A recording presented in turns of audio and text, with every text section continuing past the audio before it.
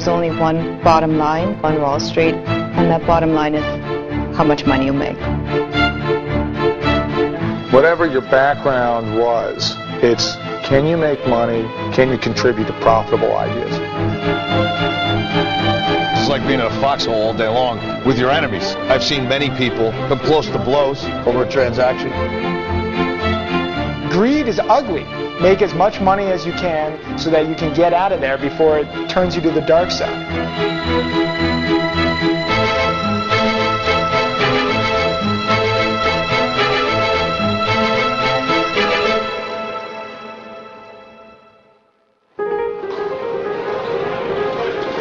You want me to buy it on a straight plus stick or a zero plus stick? It's a public offer, it's not me. Okay? So stop pulling my chain. If you weren't around, who would I make fun of? Well, I need you. You need me. Hey, I heard You think it's easy to make money in this business? there is no limit for you, huh? What do you need? 90 bid, 10,000. Sold. What am I taking? BK. How do you spell that? You're a very funny guy. I try my best. I think Wall Street gets a bad name. I think people think that it's a bunch of stuffed shirts with master's degrees in finance and MBAs from Wharton and Harvard, and forget about it. I mean, there are real people down here with real emotions and real passion. Floor traders, basically, they usually have some kind of headpiece on, like I do. The earpiece is just to communicate with my booth to let them know what I'm doing or what I should be doing. That's the mind behind the puppet. That's the one that's pulling my strings, basically. Those are mostly option booths right there. All the way at the top in the middle, that's an equity firm. And then South Balcony, that one is an equity and option firm. It does both. When they call me with my orders, they tell me what I'm getting, comes through my handheld, electronic device that I have, and I run around executing orders. Sometimes I have to leave them with the specialists who watch it for me because I have so many that I have to do. Timmy, SCA, can I check it again, please? SCA, yes, sir. Thank you very much. Got 2,000 to buy. I got another 2,000 to buy, yeah. So 1,561 Apex. Thank you, sir. You're welcome. Party on.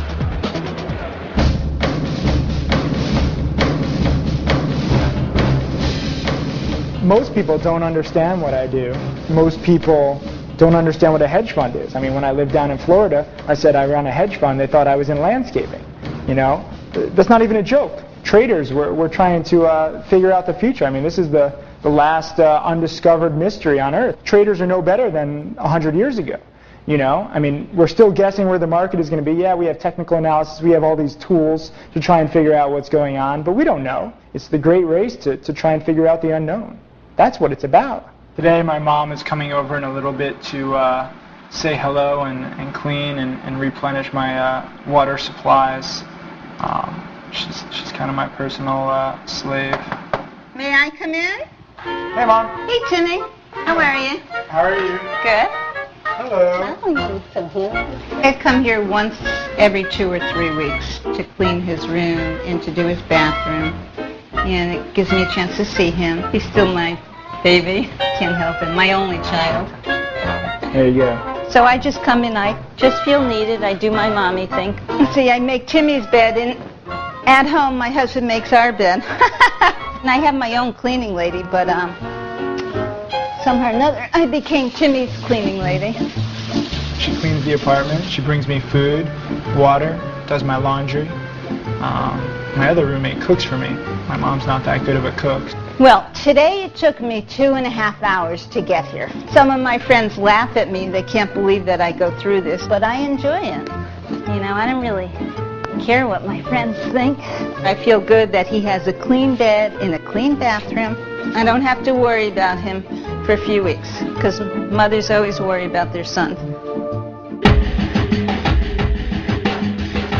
Oh, did he? That explains something. That's interesting. I didn't have any clue of that. So look, what we do is analyze companies. That sounds pretty bad for those guys. Where public valuation is inefficient. You can go in there and find an opportunity to sell something that's overvalued or buy something that's undervalued. 30 was when it was The valuation of any company is best when it reflects the truth. If all you have is the company implying that things are great and things are growing, its stock is going to have a much higher valuation. I was out at the company. They said that they got the more Short sellers, they're a reality check sometimes to almost an exclusively bullish presentation by whether it be the companies themselves or the fee-hungry Wall Street analysts that promote them.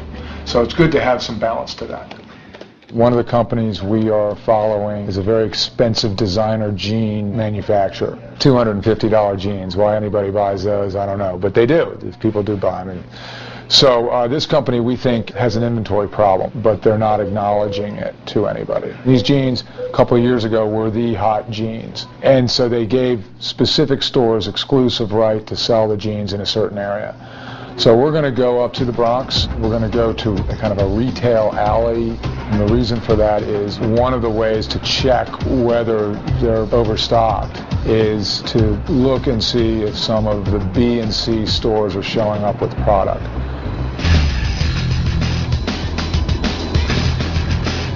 You're the person that we want out there. You know the difference between a good product and a bad product, and you're going to bring them in and get them right where you want them to be.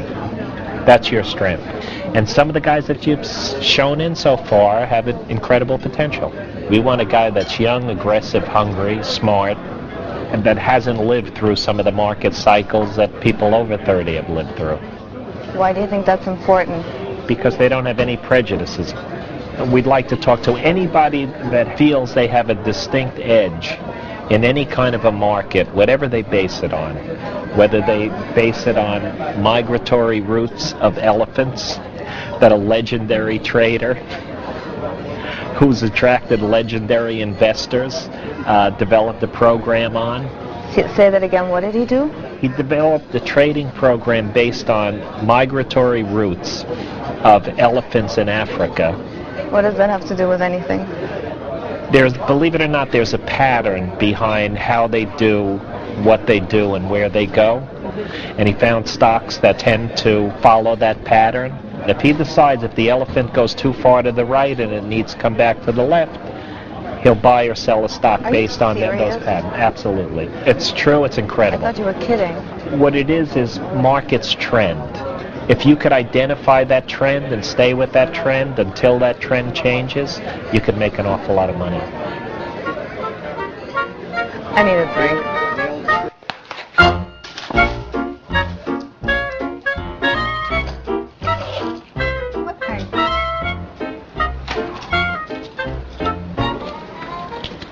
Mateo, What? what the hell are these handcuffs doing here? You shut up. I am losing money. I won them at Dave & Buster's. Go away. Oh. Leave me alone. I'm down $5 grand. Okay with the RS? Hey, Artie. You on top of that ERS of the Midwest? There's a whole different language that's spoken on a trading floor. And everyone knows the language. Okay? Homie, what's here? Don't lie to me. Small at 91. What do you need to do? 2,500 shares. I'm a buyer. 90 top. 10 grand. I'd own it there. 90 The minus tick. Offered at 1. There are correct ways to bid for a stock. There's correct ways to offer or sell a stock. And if you don't do it the right way, the person's not going to know what you're talking about. Can't sell it at 90 here. All right, I'll buy the stock away at 90. All right. And then I'll pay 91 for 7,000. Sold. What do I take? 3,090 is ATS. 91 stocks BK. How you spell that? You know, it was old the 30th time you said it. But Okay? it's still funny. Yeah, you can drop it. Thank you. You're welcome. I love it. The Gecko. It's a blue shirt with a white collar, as popularized by Michael Douglas's character Gordon Gekko in the movie Wall Street. They go in and out of style, but everybody's got one in the back of their closet, as in, hey man, you gonna wear your gecko? We want you to be out there, get in sync with the investment community, and you are. You want to get that rhythm, you're nailing that rhythm, and you're going to bring us some of the biggest investors and some of the biggest managers on the planet. Because they're attracted to you naturally And after the initial attraction, you have the follow-through, so it just gets done. Everybody's going to listen to you, so it's your platform, and you can do anything that you want to do. And the good thing about you is you don't take advantage of it. You don't know it is the good thing. No, I don't. So, I mean, that's a great thing. That's a gift. Forgetting about business, your biggest challenge is going to be to fend off the wedding proposal.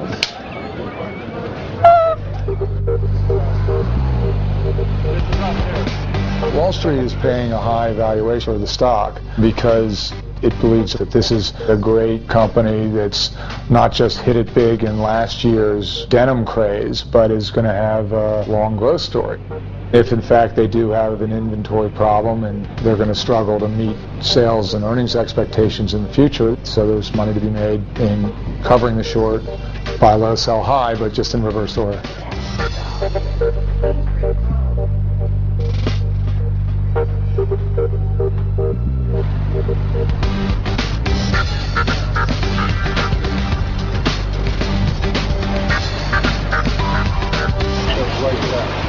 Right there, right in the window.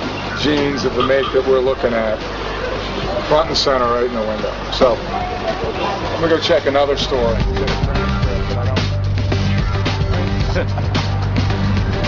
Yeah, they got them. These guys are moving product through channels that they initially didn't intend to. The only conclusion I can come up with is because they have excess product and they're trying to get it out the door so they can book it as revenues and earnings. This is supposed to be an exclusive, highly demanded brand that has cachet. They must have had several hundred jeans in there. And that's just what's on display. Jeans and fashion are fads, and so the market shouldn't pay massive multiples for today's hip jean company. This was just a little piece of the puzzle that says the world is flooded with these $300 jeans, and we just saw, one example of that. Well, I work out of my apartment because I'm a cheap Jew. I can say that I am Jewish. People say, get an office and we'll give you money. And I say, no, give me money and then I'll get an office. Make it worth my while. I mean, this is a tax deduction. Timmy never ceases to amaze me, okay? And he's always been like this. I think he received about 12 or 13,000 from his bar mitzvah. I don't remember the exact amount, but I know he turned it into 900,000, maybe $1 million. I have complete confidence in Timmy. Not just because I'm his mother, and I'm not just saying that because I'm his mother. I'm not just saying that because I'm his mother. I don't think you'll ever lose money. All right, I believe you. You don't think I'll ever lose money? Well, you're going to lose money, but you're also, I mean, everyone loses money at some point in their life, but you're never going... But you're not saying this just because you're my mother. No. Shut up. You gonna hit me? You gonna hit me on camera? Bring back my childhood? Oh, right. I was an abusive mother. I'm glad you can finally admit it. Thank you. Abused child. Now let's laugh about it. You can't see the scars. They're buried in my heart, you bitch. He's got a great sense of humor, okay? He's always made people laugh. But Timmy's highly intelligent. I feel very grateful that at a young age he found what he wanted to do. He has his identity, he knows what he's doing and he loves what he does. Okay, Timmy, I'm leaving. All right, one sec. I'm in the middle of the trade. Okay.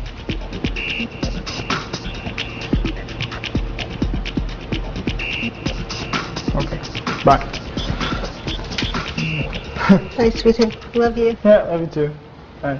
Bye. Today I'm going to meet with a hedge fund manager who was recommended to me by a friend.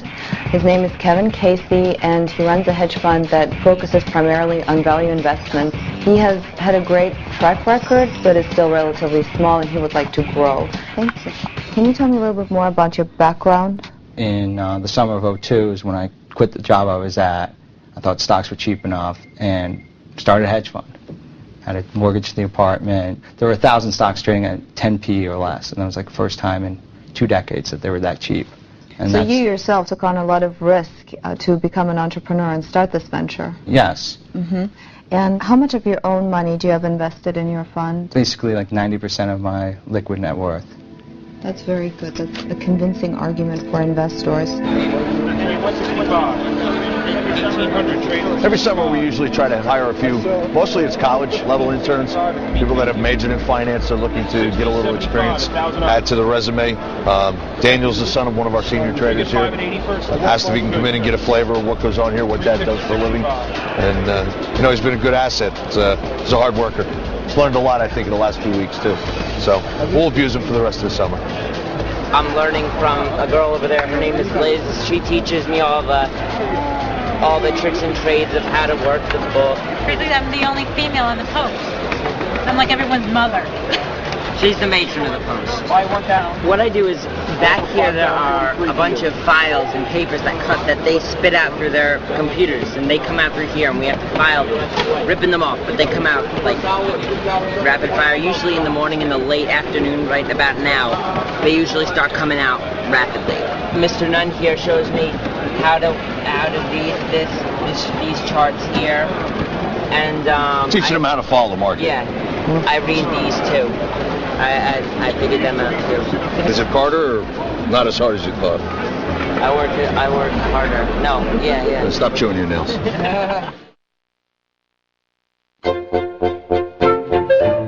I mean, if there's gold rush, and there's not really a lot of gold, you can still make a lot of money selling shovels. Tonight we're going to the Bull and the Bear at the Waldorf Astoria. And we're going to meet up with some of my Wall Street friends, and we're going to talk trading and talk Wall Street and talk finance and have a good time. Most of my friends my age, they're not in an independent situation like me. One trades options, another one assists in trading currency, another one works for a real estate hedge fund. It's just all sorts of Wall Street type people. At 24 years old. They hire young kids because we're cheap and we work harder than everybody else. Exactly, we have to. I don't have a wife and kids to go home to at 6 o'clock at night. I can stay in the office and work if I have to. One of the few jobs we have to stay up to date on things, otherwise you're out of the game. And it's also competitive. That's another thing. That's what I like about it the best. I like Wall Street because you can be against the grain and rebellious and make a lot of money if you do different things than other people do. Your adrenaline gets flowing, in the morning, and it doesn't stop until the market closes. And you look forward to going to work in the morning. Yeah. Unlike so right? Exactly. I mean, you look forward. You're like today I'm going to go to work. I'm going to make a lot of money. I bound out of bed when I know that maybe there's a $20 million loan closing that I originated. I mean, you can't complain. Life is good. Life is definitely good. You know what? The bad days are better than the good days. The good days, you're worried about losing what you just made. The bad days, you're like, my stock got cheaper. You know what I mean? That's the way I look at it. Well, you also lose a little bit of emotion over time. $50,000 upday. I'd take 3 laps around the campus naked. I'd be pumped up. Now, $50,000, it's a good day, but it's all right. It's just a day. It's not your year. It's just a day. It's not like or $50,000 down. It's bad, but it's not a deal breaker. If I had $1 million up day or $1 million down day, then talk to me then.